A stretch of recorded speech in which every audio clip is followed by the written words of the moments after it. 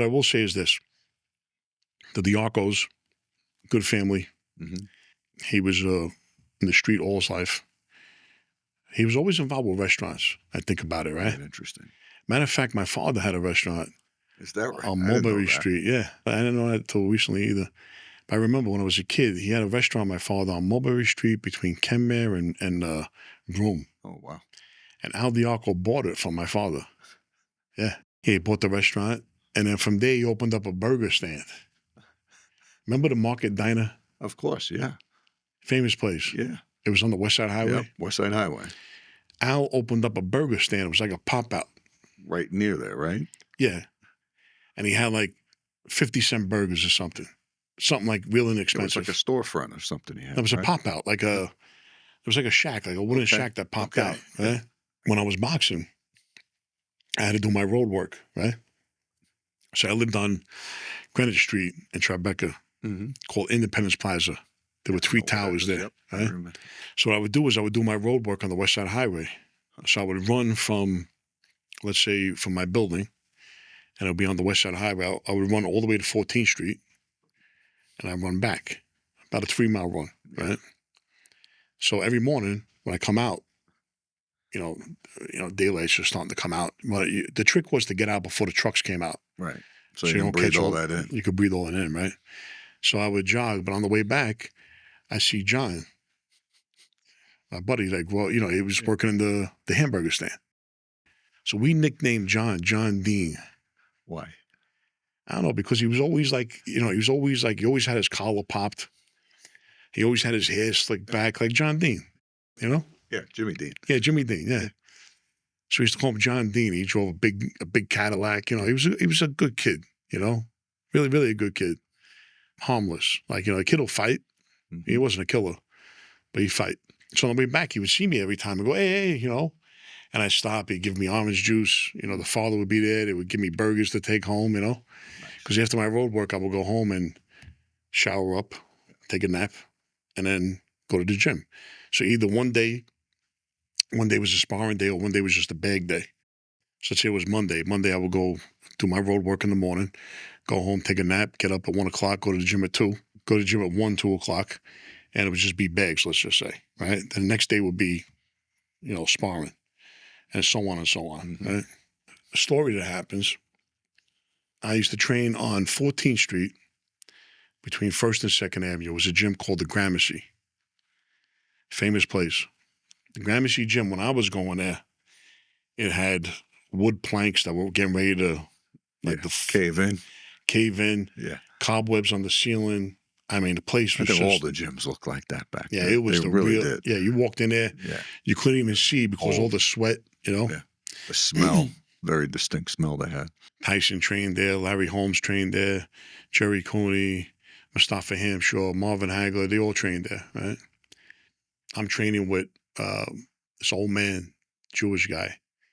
He was like a welterweight in his prime, Teddy. And man, he was not a good guy, right? Mm-hmm. And just really taught me, like, the guy was a good trainer, So I'm getting ready to go into the Golden Gloves, right? So there's this guy up there, he's a boxer. His name is Ray Elson. You can Google him. Ray Elson. He was the sparring partner when the fight was going on between Mustafa Hamshaw and Marvin Hagler. Yeah. He was Mustafa Hamshaw's sparring partner. Okay. And this guy, they used to come to him just to be a sparring partner because Ray had like 80 pro fights, but he lost like 40 of them. But the guy could take a beating. So he's like the perfect sparring partner, like, middleweight, strong. That's why they picked him. He was healthy. So like if you were getting ready for a fight, it was one of these guys. He was the guy that got you ready, So I'm there. At the same time, Cliff is telling me, quit boxing. Boxing sucks. Stay with the martial arts.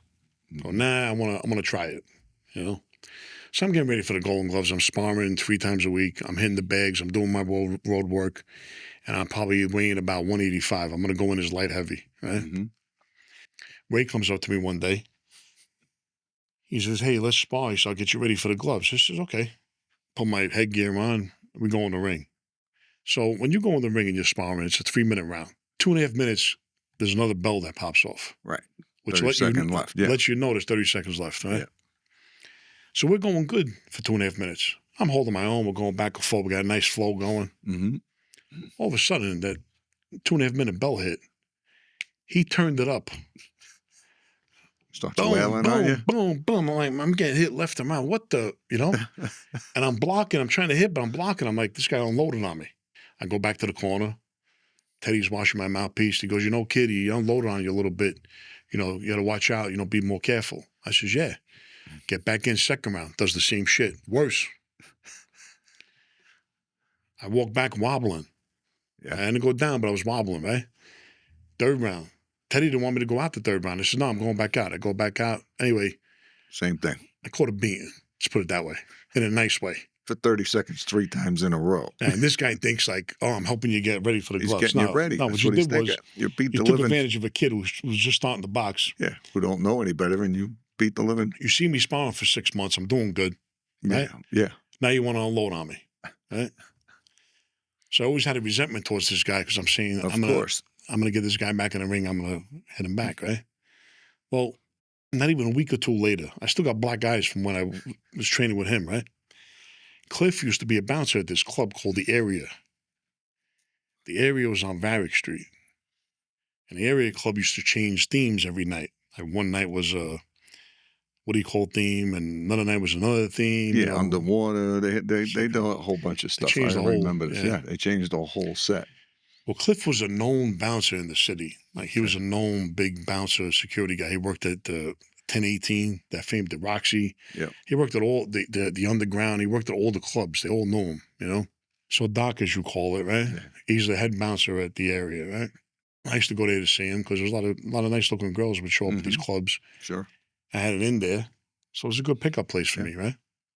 Who's waiting in line to get in? Ray Elson. All dressed up. Really? Yeah, he had on slacks and a shirt, Okay. Frank, like we're best friends. I look, I go, oh, hey, Ray. Hey, Ray. So right off, goes in my head.